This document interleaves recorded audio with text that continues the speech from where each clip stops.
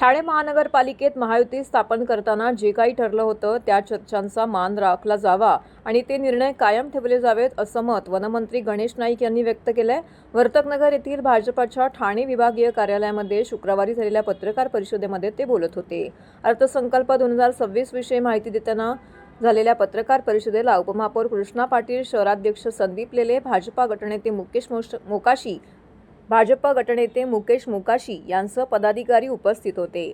यावेळी बोलताना नाईक यांनी सांगितले की पंतप्रधान नरेंद्र मोदी यांच्या विकसित भारत या संकल्पनेच्या दिशेने राज्य सरकार वाटचाल करीत असून मुख्यमंत्री अर्थमंत्री देवेंद्र फडणवीस यांनी सादर केलेला अर्थसंकल्प सर्व घटकांचा विचार करणारा आहे।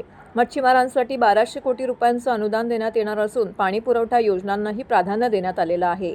शहरी भागामध्ये 135 MLD तर ग्रामीण भागामध्ये 56 MLD पाणी पुरवठा वाढवण्याचं नियोजन असल्याची माहिती त्यांनी दिली आहे।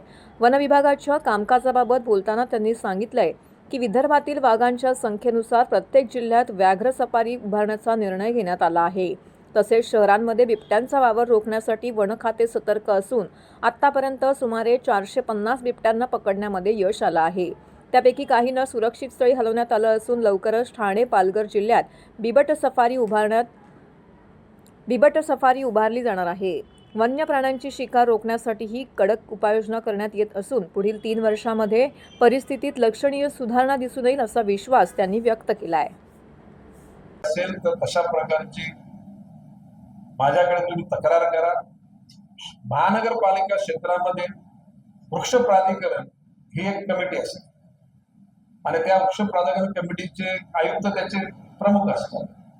त्याच्यामध्ये विविध पक्षांचे लोकप्रतिनिधी सदस्य असतात, पर्यावरण प्रेमी पण ते सदस्य असतात। तर त्या लोकांच्या समिती समोर ती वृक्ष तिथून काढण्याची, खरं म्हणजे वृक्ष तोडण्यापेक्षा वृक्षाचं स्थलांतर करण्याची भूमिका मोठ्या प्रमाणामध्ये राज्य शासनाने घेतलेली आहे।